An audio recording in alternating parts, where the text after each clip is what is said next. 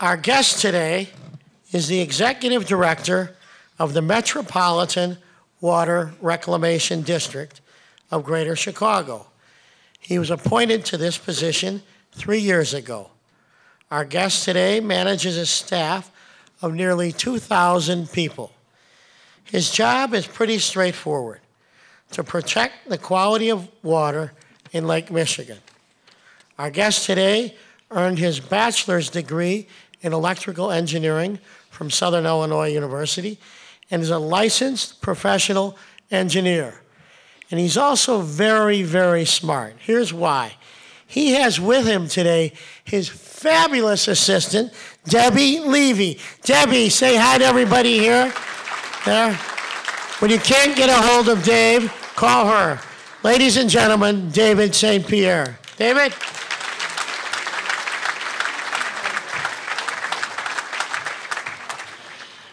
Thanks, Jay. And if you've tried to call me, you know you can't get a hold of me, and you will get a hold of Debbie. I have some introductions to make before I get started here, and that's Board of Commissioners that I have the pleasure of serving. And so I'm going to ask you all to stand, if you would, at one time, please.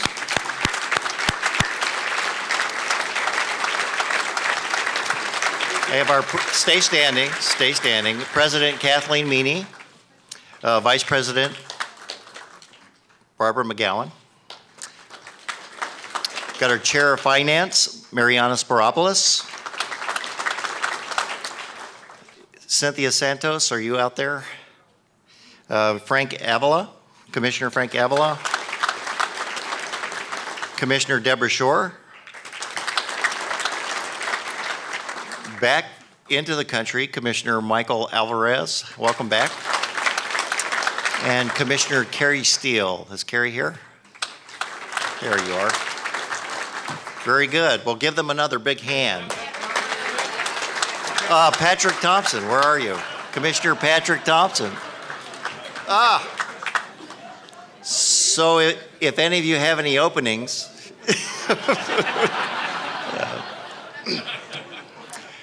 I also, we have here today our past president, President Terry O'Brien. Terry, would you stand up?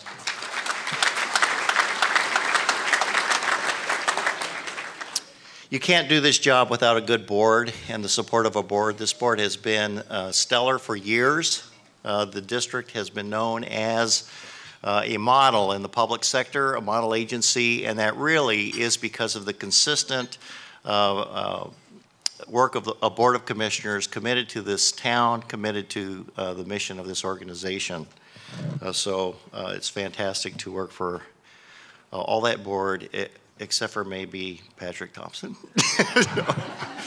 No. I have my senior staff here too. If you'd just stand real quick. No, I wouldn't clap for them. They, oh, okay, go ahead.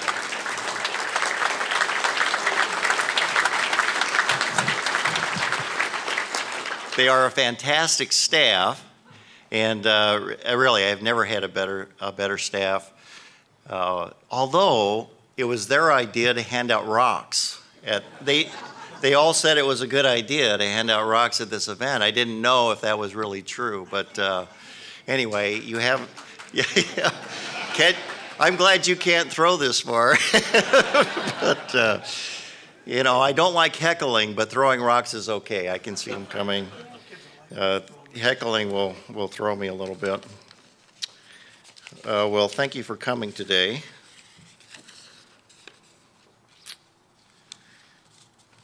And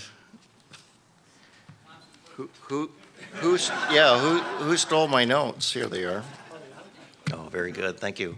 I'm just going to give you a little overview of the district. I've had people come and talk to me and say they really looked forward to coming today and to hear about fill in the blank. And I thought, okay, maybe I better talk about that. We have so many things that we're doing at the district. I just want to give you a glimpse of the last 3 years, kind of a perspective of what I found when I arrived here.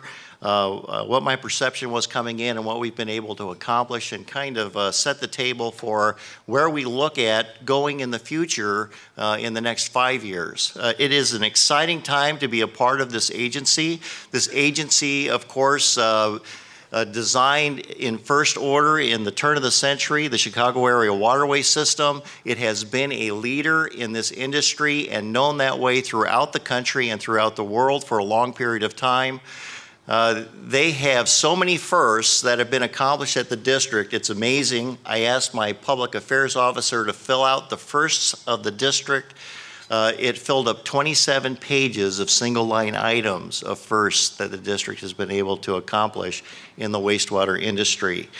My goal is to remain and keep this agency at that pinnacle, at that leadership point, to make sure that we stay at that cutting edge of what we're doing here.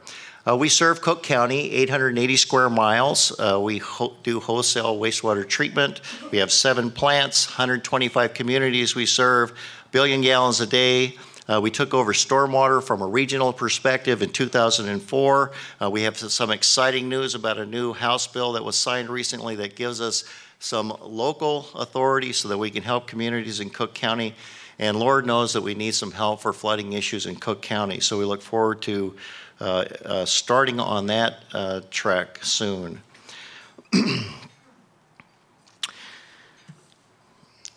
This agency has always been known as a financially stable agency. So coming from the outside, knowing that there was a AAA bond rating at this agency, understanding that what we had to work with in terms of resources at the agency was going to be just exciting. We certainly have a stellar staff, first-class staff. I would say the best staff in the country, hands down. My first week on the job involved meeting with EPA, IEPA, Department of Justice, to discuss a little matter of a lawsuit over violations of the Clean Water Act. So that was exciting, representing the agency in that manner. Also in the first week, we met with the bond agencies, and the bond agencies pointed out some issues that we had financially that we needed to resolve. The agency was overspending revenue fairly significantly in some previous years. And of course, everybody's familiar with the pension issues in the state of Illinois, and the district was no exception to having some liability issues there. And the board had taken some action to set up an other post-employee benefit trust fund that would cover retirement, health care benefits. Very smart, very courageous move at the time. And but yet, because it wasn't fully funded, that was a liability that they pointed out as well. So there was this financial issue that needed to be overcome. And some environmental issues. I met with the Board of Commissioners, and all of them had very like concerns. They talked about finances needing to be on a solid platform. They talked about environmental issues and being an environmental leader in the community. They talked about the flooding issues that existed in Chicago, which I got to experience in very short order after I arrived here in the July 23rd, 2011 major event in the Chicago area. And public perception issues. So there had been a lot of negative media towards the district that we needed to correct that public image and be a part of the community. So that was the concerns that really the board wanted to have addressed. I also got handed the budget book. We have a very exciting budget book. I provided pictures because if you get tired of listening to me, there's 1,000 words each shot there of what we do. One of those is the budget book. It's very thorough, but it was obvious that we did have financial problems. Our capital improvement program, so our construction program, was operating at a pace that was not sustainable. It would put us to the ceiling of our cap for interest and principal payments, and we would run out of money in about 2016 and then not be able to sustain the important services that we provided the district. Not to mention, we employ so many engineering consultants, construction folks, so it was very important to develop a plan around our capital improvement program. So, no problem.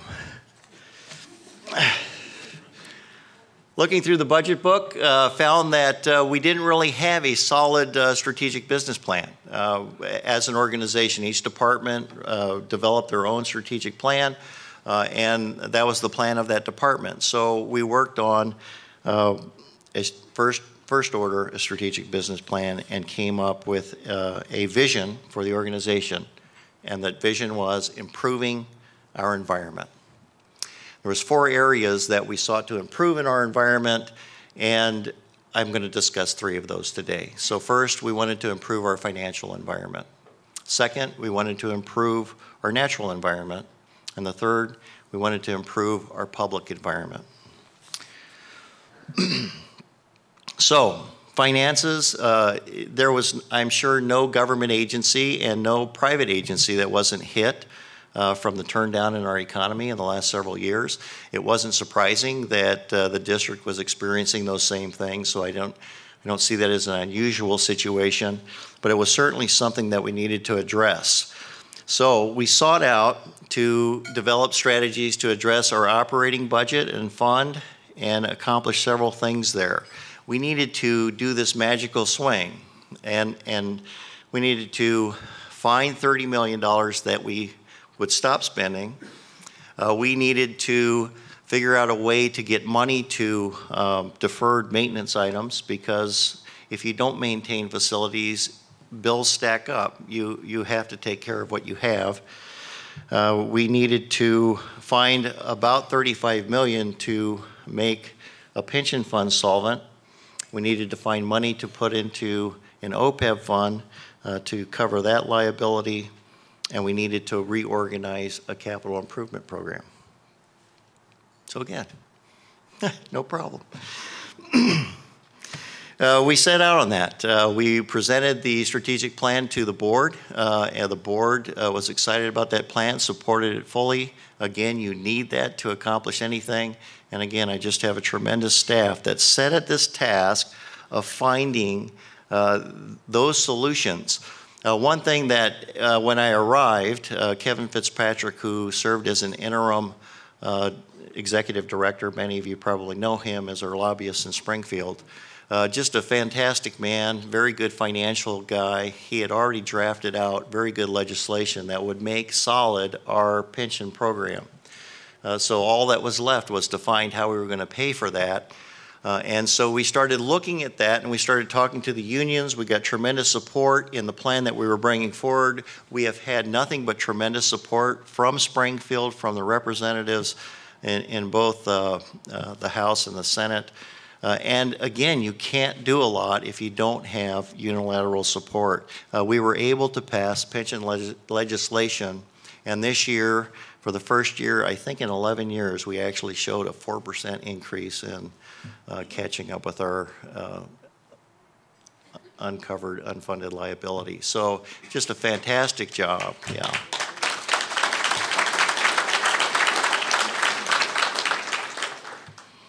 Our OPEB account, we were able to make a dedicated effort to funding that. Again, Board of Commissioners supporting that idea.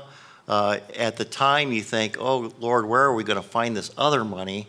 And yet, with that kind of commitment to that fund, it is the smartest thing that this organization has ever done. The plan was to fully fund that, or have that 50% funded by 2035. I think that's right. I'm going to look for correction from my treasurer. She's saying that's right. Our new actuarial says that that'll be fully funded by the end of this year at that 50% level. So it's just been a tremendous commitment, and we want to maintain that AAA rating. That AAA rating means paying less for money. Paying less for money means charging less to our constituents. And being able to provide that excellence in service at a lower value, lower cost. Sustainable capital program, we had to put together a prioritization. We had a master plan that was drawn up at the district. It was a 45-year look plan, and there was no way to prioritize those projects. Of course, everybody probably is familiar with the Tunnel and Reservoir Plan. Your rock comes from Thornton Reservoir, and it's 400 million years old, and if you hang on to that long enough, it'll become valuable. So we had definite things that we had to do. There was a motion by the board, again, before I arrived here, to move forward on disinfection at 2 of our large plants. The chief engineer at that time said, we'll do that in 12 years. I said, well, let's try 4. My staff thought that I was crazy, and they were correct partially. But we will have 2 disinfection systems online next year. We had 2 very good consulting engineers help us really expedite that process. We have 2 great general contractors right now building those systems at both our O'Brien plant and our Calumet facility, and we're going to get that done in the 4-year time frame. Beyond TARP and the disinfection, we really had to step back and analyze what we had in the queue. We had to look at a strategy. We developed a prioritization that really is surrounding 3 areas. We're looking at environmental improvement or regulatory issues. We're moving forward on nutrient removal at our big plants, very important for the state, very important for our ecology. We have a lot of issues on that front. Of course, TARP, we've got stormwater issues that are going to fall into that bucket. This area needs stormwater improvement. These rain events, even in this past week, just devastate some of the residents that we have in our county, and we need to work together and find those solutions. So one area that we looked at prioritizing was that general area, right? Regulatory mission type projects. The second area that we look to prioritize is maintenance. You need to take care of what you have. We were able to find $30 million to put in a construction account to dedicate to our operations staff to address deferred maintenance issues and to take care of maintaining our facilities going forward. You know, I remember way back when I couldn't afford to take my car in to change the oil. All that meant is that I changed the oil, you know, and you bought a strobe light, you know, you adjusted your timing belt, and most of you remember that, right? That day and age. Because if you didn't take care of it, there's no way at that point in time that I could afford the cost of an asset that I didn't take care of. So you had to do that work yourself. And now I just bring that into the shop. And I think in good financial times, it's easier to hand that work over to have people come in and do that work. The district has a tremendous, talented trade staff. And so a lot of how we got there was taking those folks that we had in the field, recognizing their value, challenging them to step up to the plate and take care of those maintenance issues. They did that to the order of saving us about $35 million a year in contract costs, and just doing a fabulous job helping us get on that stable platform.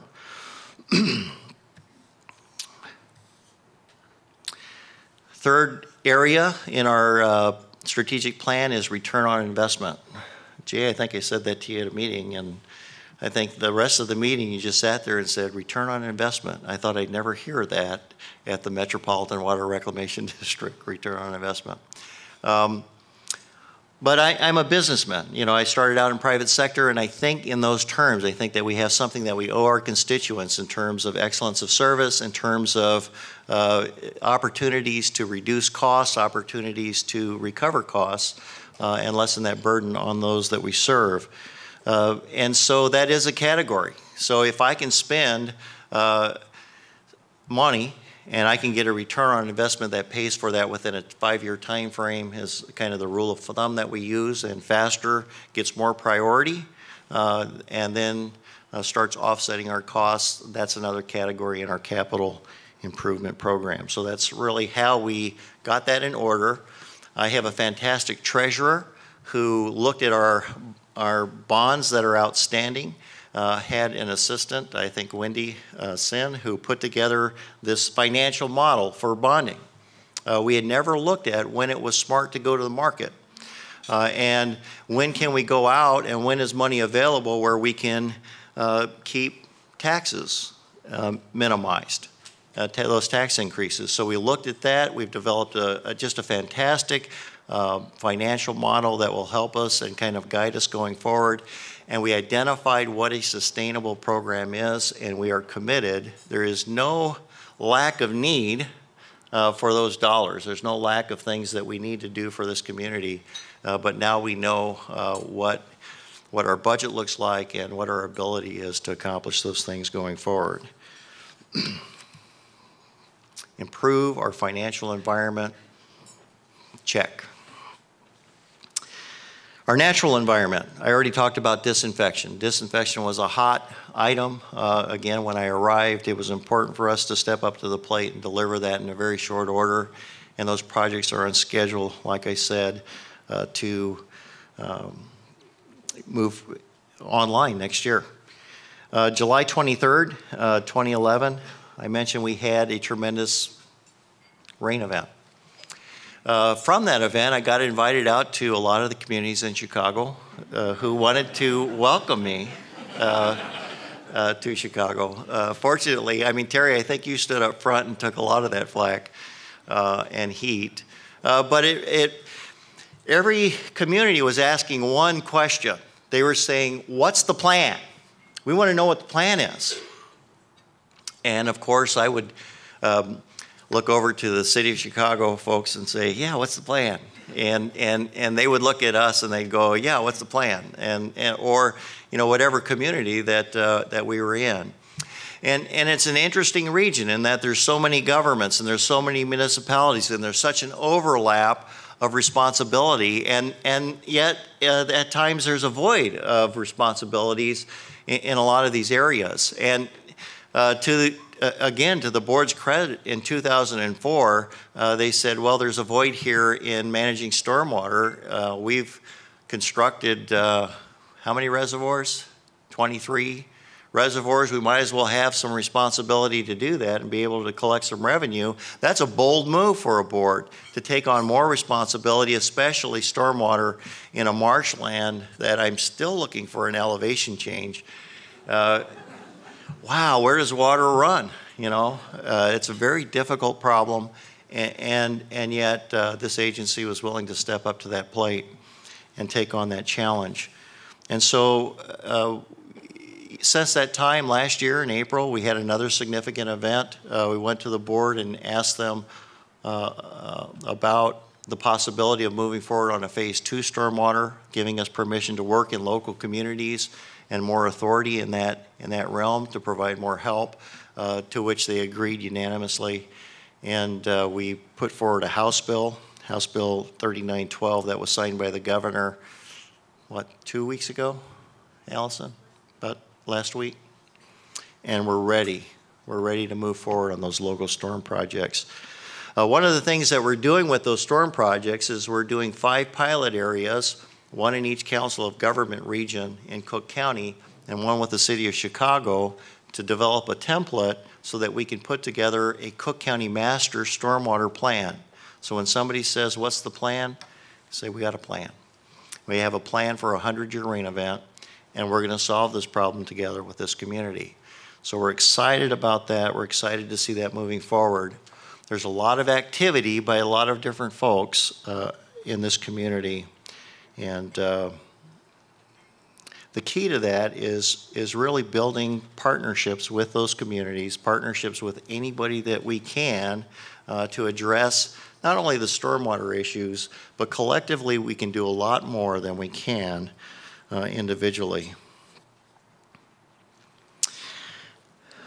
This industry, wastewater industry, is transforming right now across the country. It is moving into a resource recovery type industry.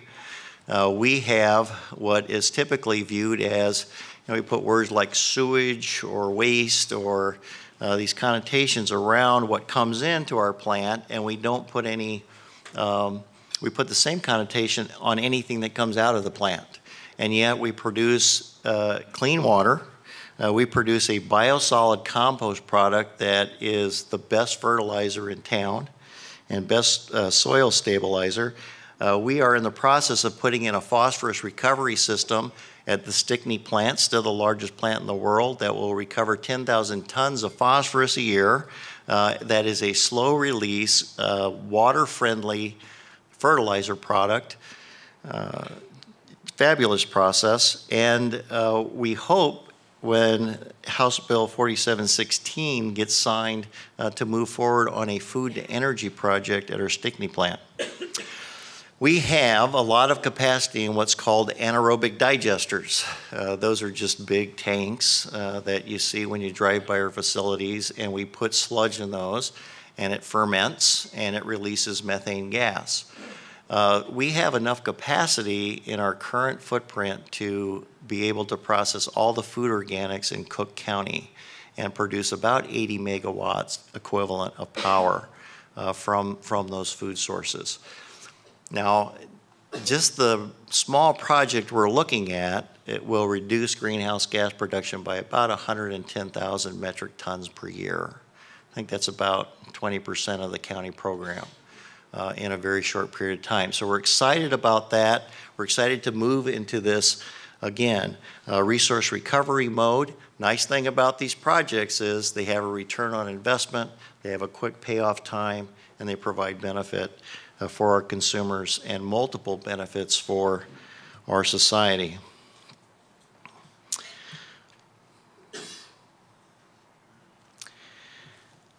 Natural environment. Check. So improving our public environment. We've been working real hard on improving our public environment. One of the best things that we've done is hire Allison Four, who represents our public affairs office, and she has just unlimited energy. It was actually your idea for the rocks, wasn't it? Yeah.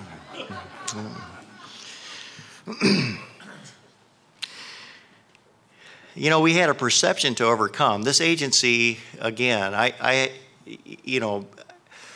you become enamored with your heroes in life, right? I've been in this business for almost 30 years now, and looking at Chicago was always looking up as the agency. So Chicago District has always been a hero of mine, and it is a tremendous honor to wind up here. But in the community, as we started interacting with the community, there was an authority perception. You know, I grew up in a time where you went to the doctor, and the doctor told you what was wrong and what to do, and you did that. And you didn't question that, right? That's just the way it was. And you didn't get a second opinion, and you didn't have a specialist. You had a doctor, and that doctor told you how you were going to stay healthy. And the environment's changed. We have an interactive environment now, don't we? People want to participate. People want to communicate. People want to express the services that they need and feel like somebody's listening at the other side. And I think that the district was very good at their job and is the champion, the engineering strength of this community in terms of infrastructure. But that part of how society had changed really hadn't taken place. And so one of the things that we did is start opening up the door and allowing people to come talk to us about what their needs were, and getting out and actually visiting with mayors, visiting with the Council of Government leaders, and sitting down and having a conversation. And you know, that doesn't mean the district can't be an end-all to end-all. We can't do all things for all people, but certainly we can have a conversation and we can talk about how we can work together and how we might be able to partner and work. I think that the time that we have, this moment in Chicago, other agencies are very open to that idea. Everybody realizes that they don't have limitless resources. Everybody realizes that if we partner together, if you're building a street, and I can add some dollars to that to make it a pervious street that can take in stormwater and help solve our flooding problem, well, we've got, You know, I don't have to pay for the whole pervious street, and we can develop a good partnership that takes care of our transportation system and provides stormwater benefit. Those are the types of partnerships that we really need to find and really explore. We have several just fantastic partnerships going on. I'm going to mention a few of them. I can't certainly mention all of them. We have a partnership right now with the Chicago Public School District and the Department of Water Management at the city. We're contributing to pilot 4 schools that will take 2.5 million gallons per rain event off of the system and provide areas where children can play that's not asphalt. So we might not raise kids that are as tough, but we'll certainly have a nice usable space.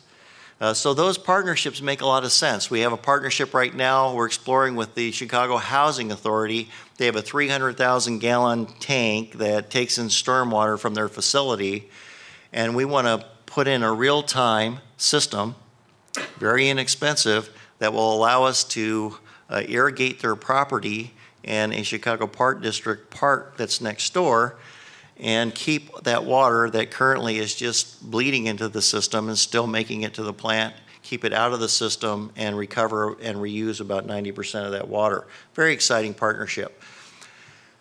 Our understanding is that there's over 10 million gallons worth of those types of cisterns that are throughout Chicago, which would be a very quick way to get about 10 million gallons of water out of the system. The nice thing about removing a gallon of water that's going in the system is you remove a gallon of water from somebody's basement.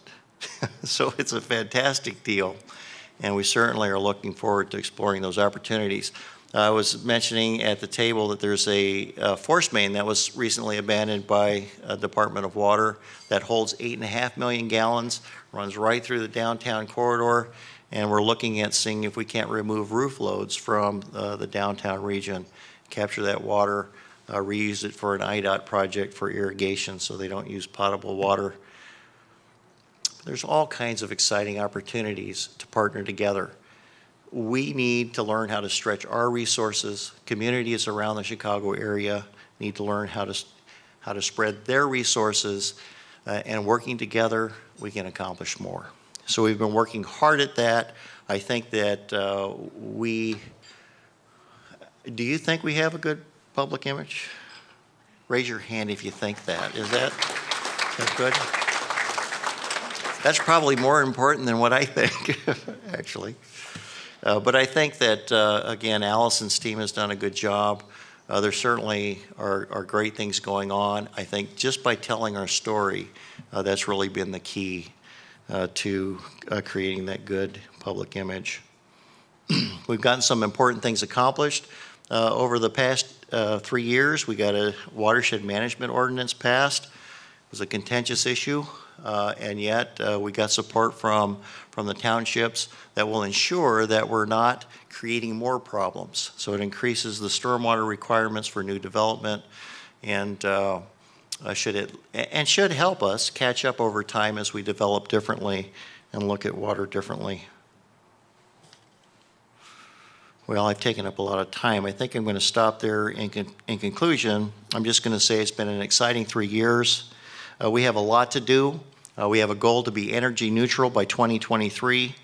We want to solve this flooding problem in Chicago. I believe we can do it. I don't think it's going to take decades upon decades. I think if we think and work together, we can do it maybe in a decade. So we've got some exciting things we're looking at there.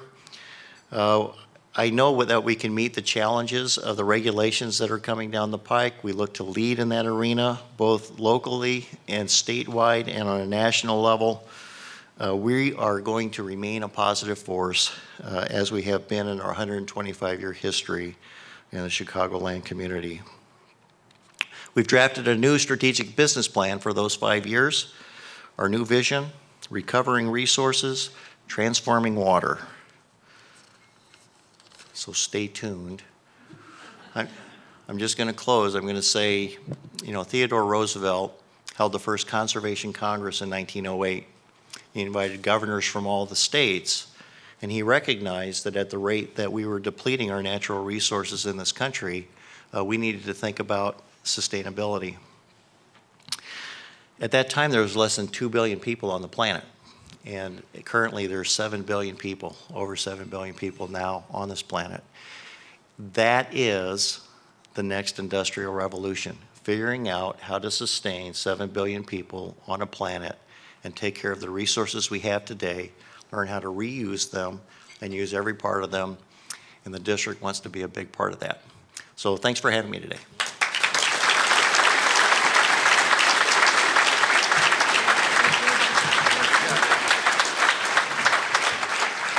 We always end on the same time, so we only can take 1 or 2 questions. I'll hold your RFPs. Miss Wilderness, Suzanne Malik McKenna. That's your new name, by the way, Miss Wilderness. David. I'll say it. Love your 4th reservoir. This job's getting a lot tougher than I thought. I'll read it. Sit there. How many gallons would be captured to make up for the 4th reservoir? What does a 100-year storm look like? Thank you. If you could understand that question, you're good for another 3 years. I'm in trouble. A 100-year storm, from my perspective, looks like angry communities that I get to go visit throughout Chicago. You know, the 4th reservoir idea that you're alluding to, I've talked about that in different venues. We have to deal with water differently. If we deal with water on a property by property basis and learn how to manage it better, then it diminishes these events. Most of our problems are basement backups. So the idea is we've got to keep water out of the system. We have a combined system. Roofs are directly connected. It's 41% of the impervious space in Chicago. If we can capture that water and reuse it, house by house, with reuse cistern systems, we would make a significant improvement. So it's looking at a smaller scale. We are building some very large holes in the ground. They are a cornerstone to flood mitigation. I don't want to minimize TARP. TARP is brilliant. It was way before its time, and it is the keystone of flood prevention. But distributing it now for these larger rain events, and let's say there's 1.5 million homes, I believe, in Cook County. If everybody could capture that 2,000 gallons, we'd build another 3 billion gallon reservoir. So that's the idea. 4th reservoir. Sounds like a Steven Spielberg movie. Very good. Any other question? We have our thought knot. How about a big round of applause for our...